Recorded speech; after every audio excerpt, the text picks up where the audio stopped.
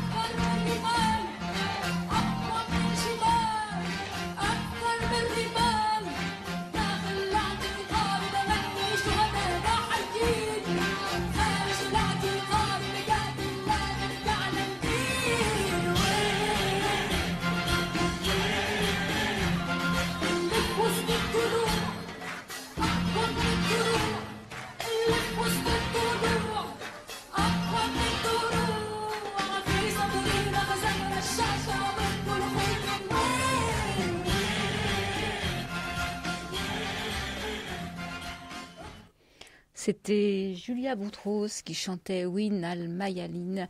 Donc Julia Boutros, on peut rappeler, c'est une Libanaise chrétienne qui... avec une mère palestinienne. Voilà, avec une mère palestinienne donc, qui soutient la cause palestinienne. Et moi, je vous salue tous. C'est vrai que j'ai zappé mon bonjour matinal. Donc je rappelle le numéro du studio, le 01 43 71 89 40 pour nous joindre pendant les pauses musicales ou à la fin de l'émission. Oui, c'est une chanson qui est un préambule au presse-papier que je vais cracher tout à l'heure après avoir cité cette phrase ou ces phrases de Shlomo Sand à propos de ce qui se passe là-bas en Palestine. Il était plus logique de créer un État juif en Europe. Ça tombe sous le sens. Hein. Ça, c'est moi. Les Palestiniens n'étaient pas coupables de ce que les Européens ont fait. Si quelqu'un avait dû payer le prix de la tragédie, la Shoah évidemment, ça aurait dû être les Européens et évidemment, principalement, c'est moi aussi, les Allemands, mais pas les Palestiniens. Par ailleurs, le partage n'était pas équitable. Les Arabes étaient 1,3 million et les Juifs 630 000. Or, la terre a été divisée moitié-moitié. Aujourd'hui, les Palestiniens ont moins de 22% du territoire. Voilà. Ouais, c'est une insupportable ingérence, une fois de plus, qui me fait monter au créneau, à propos de la Palestine, une ingérence du CRIF. Voilà, le CRIF de bonne... Enfin, on vous est habitué ici à nos coups de gueule contre cette organisation sioniste. Le président du CRIF, c'en a un bon lui aussi, vient une nouvelle fois de sortir de son rôle en demandant au ministère des Affaires étrangères de se conformer aux directives de Netanyahou et de légitimer la colonisation. Bah voyons. Il vient en effet de l'appeler à s'opposer à l'inscription de la vieille ville d'Hébron comme patrimoine mondial en péril au titre du patrimoine palestinien au cours de la session du comité du patrimoine qui s'ouvre le 2 juillet à Cracovie. Il pousse l'impudence jusqu'à écrire aux ambassades de 16 pays des 21 membres de ce comité, alors même que Netanyahou a empêché vendredi l'accès à la vieille ville d'un groupe d'experts de l'UNESCO. Voilà. Ce président du CRIF, dont je vous épargnerai le nom, c'est pas la peine d'en rajouter, fait mine d'ignorer qu'Hébron est à son corps défendant devenue la ville emblématique de l'occupation et de l'apartheid israélien, où quelques centaines de colons fanatiques implantés de force au cœur de la ville, et on avait vu un film là-dessus avec ma camarade, on en parle là, appuyés par l'armée d'occupation, pourrissent la vie de milliers de Palestiniens et de toutes les manières possibles en caillassant les jeunes filles qui vont à l'école, etc., etc. Ils y occupent maisons et appartements par la force, menaçant et violentant les habitants pour les expulser de leur quartier, après avoir contraint commerçants et artisans à quitter le cœur vivant de la ville. La protection de ce site est depuis longtemps à l'ordre du jour, et depuis 2009, 2 villes françaises, bravo, jumelées avec Hébron, ont contribué à la création d'un comité international pour la défense et la promotion de ce patrimoine unique. Le ministre des Affaires étrangères ne peut accepter de se transformer en supplétif du gouvernement Netanyahou, mais doit rappeler fermement que la France s'oppose à la colonisation, ici à l'œuvre, avec une violence extrême, et ne reconnaît aucun fait établi par la force. Elle doit rejeter cette ingérence grossière où un responsable communautaire se fait le porte-parole d'une puissance étrangère qui viole le droit international.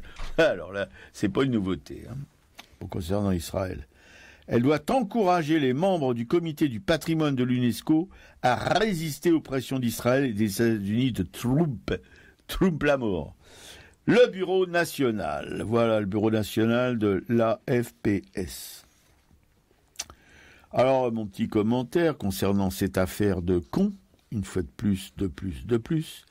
Combien de temps encore, combien d'occupations, au pluriel évidemment encore, d'expulsions, au pluriel aussi, par la force des Palestiniens d'Hébron, de leur logis, de maltraitance, de violence de ces colons fanatiques contre une population laissée totalement à l'abandon par les instances et le droit internationaux, et qui subit jour après jour depuis si longtemps les méfaits de la terrible répression de l'apartheid sioniste. De quoi se mêle le CRIF ? Je le demande, Émile. Imaginons seulement, parce qu'après ça risque de devenir difficile à supporter, que les musulmans de France interviennent dans la politique étrangère de la France, de la même manière que le CRIF intervient dans la politique étrangère de la France. Comme le fait le CRIF, évidemment, aussi impudemment, et c'est pas nouveau, toute la presse aux ordres montrait au créneau pour s'indigner et réclamer des mesures pour faire taire la communauté musulmane, si c'est nécessaire, avec des nions en prime. Imaginons, et c'est pas très difficile à imaginer. Et là, ce qui se passe en Palestine, à Hébron, dure depuis 1948, ça s'est jamais arrêté, et cela va durer jusqu'à l'éradication totale de la Palestine historique et de ses habitants. Quelques bantoustans ici et là tracent un film de l'histoire d'un peuple éradiqué par la volonté de fanatiques venus d'ailleurs, qui considèrent cette terre comme la leur, alors qu'ils n'en sont que les voleurs. Il faut bien le dire et le répéter. Et le monde, notre monde bien propre sur lui, notre monde de petits rentiers besogneux, vague à ses petites affaires d'argent et de menus disputes démocratiques, sans se soucier aucunement d'un génocide de plus, ces élites l'encourageant même par des comportements qui ne laissent aucun doute sur sa complicité avec l'apartheid sioniste. Voir les initiatives de la mairesse de Paris, avec des manifs tels que Tel Aviv plage, on s'en souvient, pour promouvoir le tourisme en Israël, il faut quand même le faire, il faut être vraiment con pour aller se balader là-bas.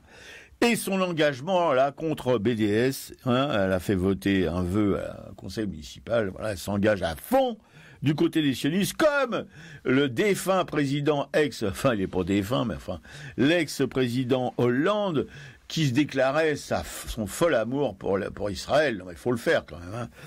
Quand on sait ce qui se passe là-bas, il faut être vraiment cynique, dingo, pourri, tout ce qu'on veut, pour s'aligner, si vous voulez, sur cette politique raciste, cet apartheid féroce qui règne dans ce petit bout de terre du Moyen-Orient, qui a vu défiler tout le monde entier depuis le temps où un espèce de fou furieux s'est fait crucifier pour sauver les hommes de leurs conneries. Voilà.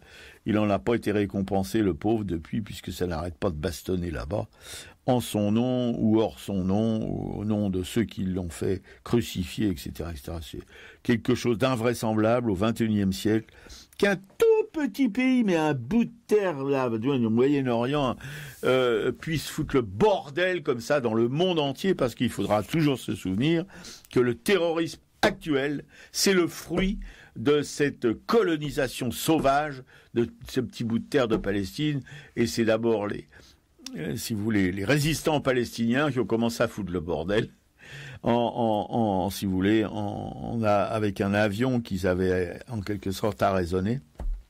Voilà, ça a été un des premiers actes, si vous voulez, de résistance des Palestiniens, et qui a foutu le feu aux poudres dans le monde entier. Voilà.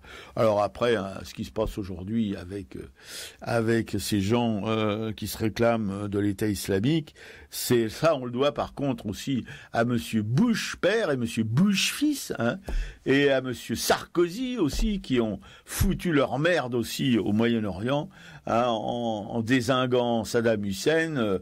Plus d'État en Irak, on voit ce que ça donne. C'est là que le califat a été autoproclamé. Plus d'État en Libye, on voit ce que ça donne. C'est vraiment le refuge de tous ceux qui veulent se battre contre l'Occident, contre les États capitalistes d'Occident, voilà. Et ce qui se passe aussi en Syrie, etc. Enfin bref, l'Amérique n'est pas du tout innocente dans ce truc-là. On se souvient des manipulations à l'Assemblée de l'ONU où le ministre des Affaires étrangères américain ou de la défense, je sais plus, brandissait une petite fiole en disant voilà, c'est ça, ce qui se passe en Irak, c'est des choses épouvantables qu'il y avait dans cette petite fiole. En fait, il n'y avait rien du tout dedans.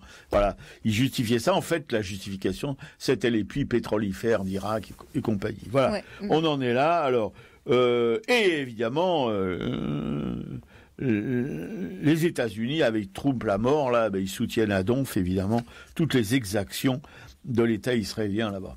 Ouais, puis après, on peut même remonter au découpage de cette partie du Moyen-Orient entre les Britanniques et les Français. Tout à fait, non, mais ça, c'est l'Occident qui est à l'origine de la merde qui lui retombe sur la fiole aujourd'hui. Alors, ils ont beau faire des rodomontades, ils ont beau faire des états d'urgence, des lois antiterroristes, etc., etc. Ça changera rien tant qu'on leur foutra pas la paix. Voilà. Ouais. Alors là, c'est la petite série là dont tu parlais. Oui, c'est une mini-série télévisée qui est en quatre épisodes, qui s'appelle Le Serment. C'est la traduction française. Le titre en version originale, c'est The Promise. Et effectivement, c'est l'histoire d'une jeune fille qui a une amie israélienne, donc qui part en Israël au départ pour faire la fête. Son amie va rejoindre l'armée israélienne pour le temps des vacances, je crois. Et en fait, cette petite jeune fille, Erin, elle ne connaît rien à cette histoire d'Israël, de Palestine, et en tombant sur le journal de son grand-père, va découvrir toute cette histoire. Donc il y aura toute une partie de flashback, et son grand-père donc faisait partie des forces britanniques à l'époque, et à l'époque de la création de l'État d'Israël. Voilà. Et donc elle va peu à peu découvrir ce qui s'est passé et s'engager aux côtés de Palestiniens par la suite, quoi. Ouais, donc c'est une très belle série. Il y a 4 épisodes. La bibliothèque de Montreuil la possède, donc voilà, s'il y a des Montreuil. Il y a une partie de cette série qui est consacrée à Hébron, justement, où on voit ce que je vous décris ce matin, ce qui est dans le communiqué de la FPS qui était sur le site de l'UJFP, et on voit effectivement à Hébron la violence des colons qui ont investi de force un hôtel avec des mitraillettes, etc., qui se sont installés là, et puis qui de là rayonnent peu à peu essayent de faire le coup comme à Jérusalem, quoi, de virer tous les Palestiniens, etc., par la violence. Mais une violence, quand on voit ça, on a vraiment envie de gerber. Bon, allez, moi je vais essayer de raconter quelque chose qui donne un peu plus la patate. À partir de cette citation, l'action est déjà le début d'un engagement. Ouais, alors en fait, c'est un tract du collectif La Chapelle Debout, qui a été distribué aux passagers d'un avion en partance et qui disait, voilà, la France met tout en œuvre pour expulser des Afghans directement vers Kaboul. Vous êtes les seuls à pouvoir aider l'un d'entre eux. Passagers, personnel de vol, donnez-lui une chance. Ces hommes n'ont commis aucun crime. Ils ont fui un pays en guerre et n'ont nulle part où aller. Leur habitation détruite par la guerre, c'est une zone qui est appelée l'œil du cyclone, l'endroit où ils résidaient.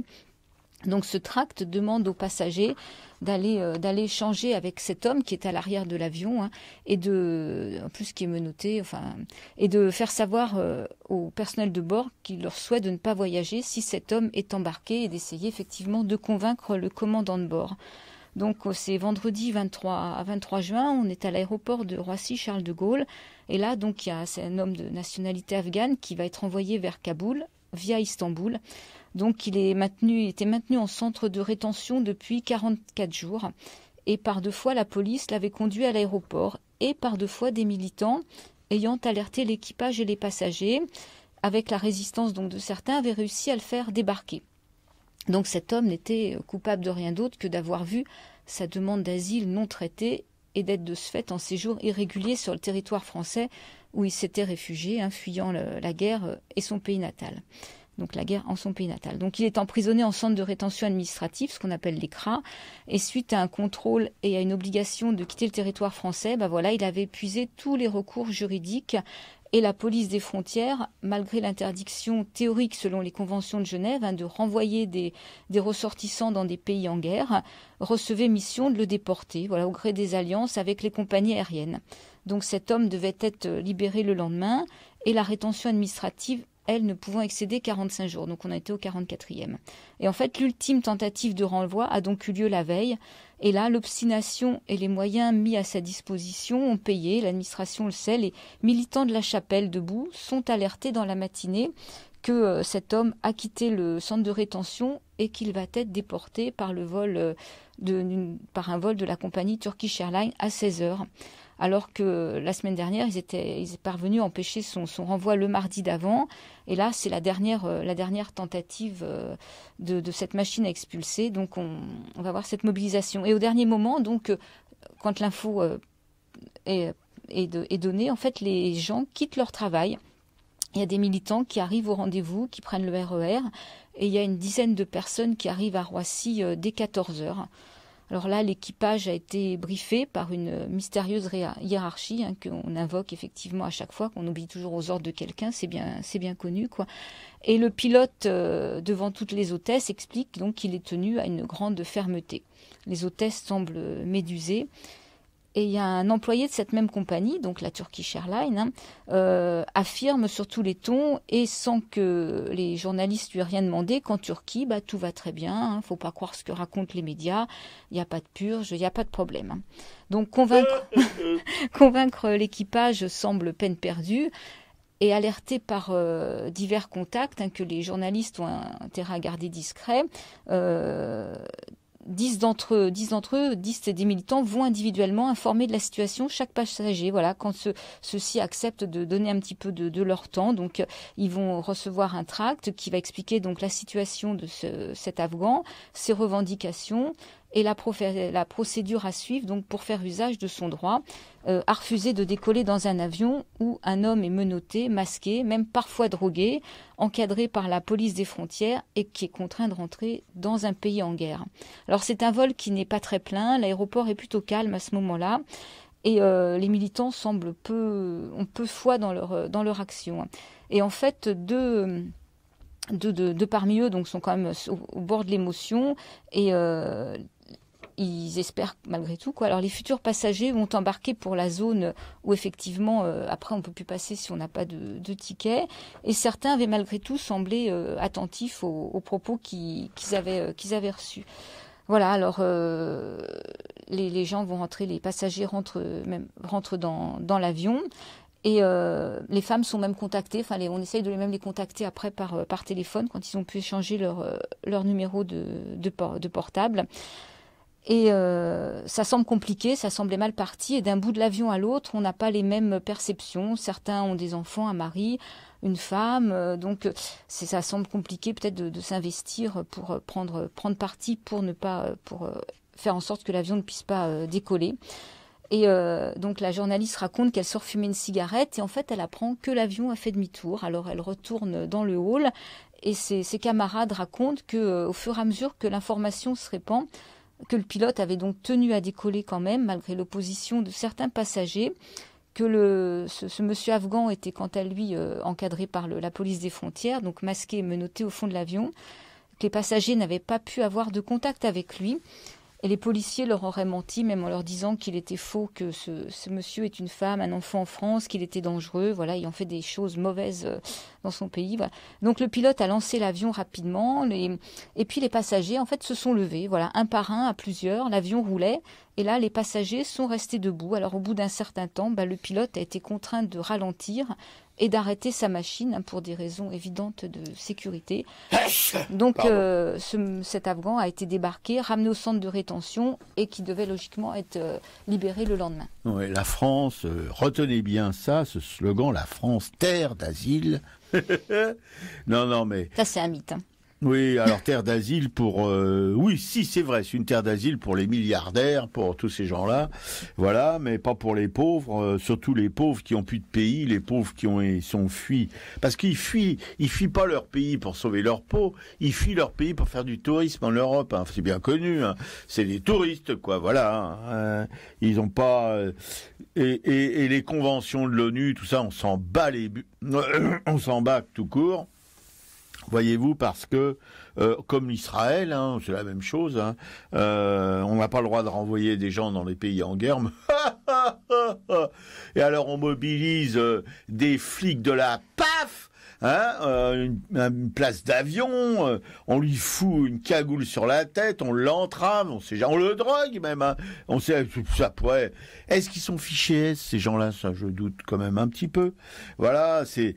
Non, mais c'est toute l'hypocrisie bourgeoise dans toute sa splendeur. Voilà. Ouais. Les petits rentiers savent protéger leur capital. Hein. Ouais. En tout cas, là, quand même, ce qu'on peut voir, c'est qu'effectivement, on est de toute manière plus nombreux. Donc, bravo quand même à ces passagers qui ont décidé de s'engager. C'est un réel engagement.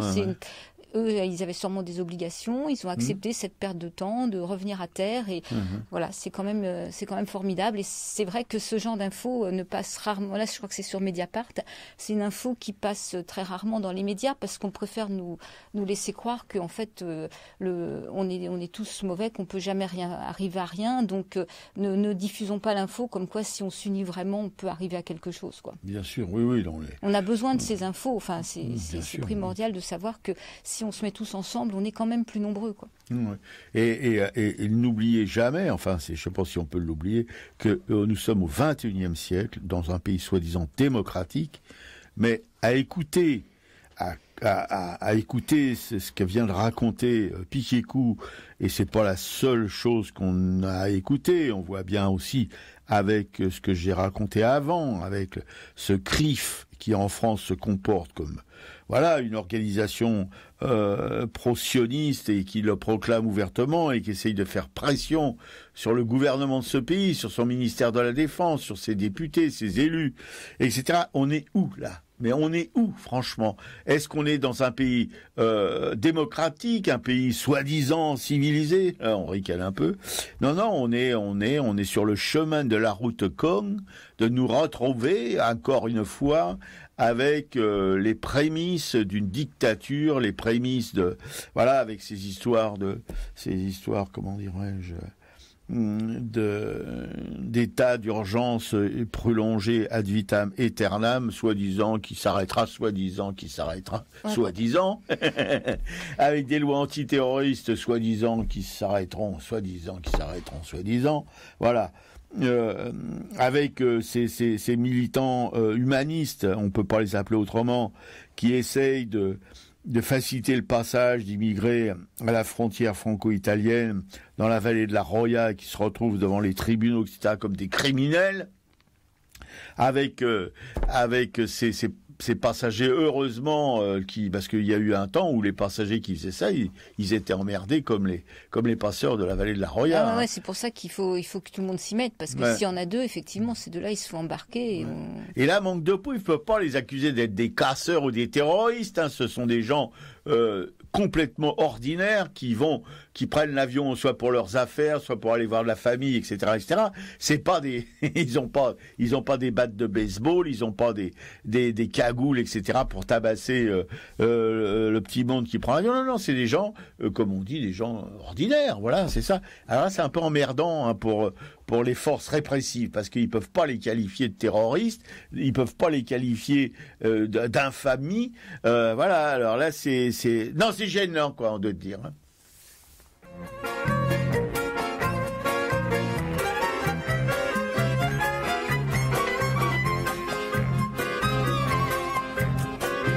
C'est une ritournelle, un refrain qu'on nous sert comme une prière.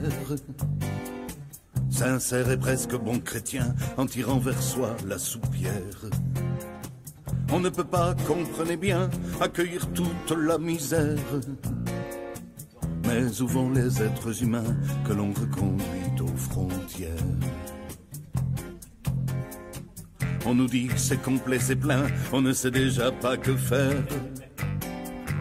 Des sans-papiers, des clandestins, des réfugiés de toutes les guerres. C'est facile de tendre la main, où s'arrêtera la surenchère. Mais où vont les êtres humains que l'on reconduit aux frontières? Pas de quoi, dit-on, en faire un foin, d'hurler à la chasse aux sorcières. Qui n'a pas son lot de pépins, de tracas et de vents contraires? Chacun chez soi, c'est plus serein, faut se méfier des chiens qui errent. Mais où vont les êtres humains que l'on reconduit aux frontières?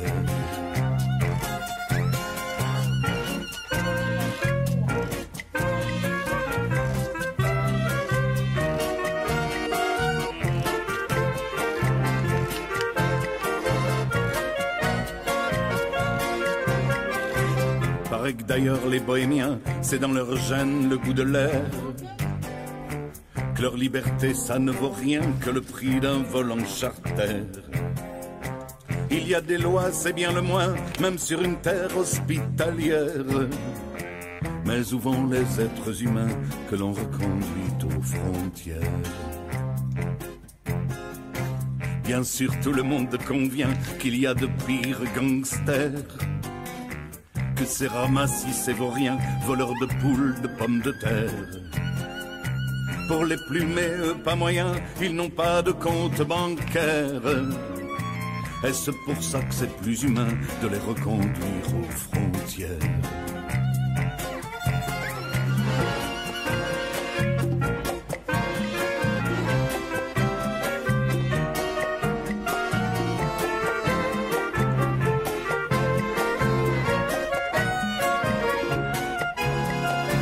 C'est une ritournelle, un refrain qu'on nous sert comme une prière. Sincère et presque bon chrétien en tirant vers soi la soupière. On ne peut pas, comprenez bien, accueillir toute la misère. Mais où vont les êtres humains que l'on reconduit aux frontières? Mais où vont les êtres humains que l'on reconduit aux frontières? Voilà, c'était Geoffroy qui interprétait Frontières. Une belle surprise, ce chanteur qu'on vous fait écouter pour la première fois avec nous. Voilà. Il y a toujours des gens qui apparaissent comme ça dans le paysage médiatique, ou plutôt showbiztique. On est bien content, hein, bah.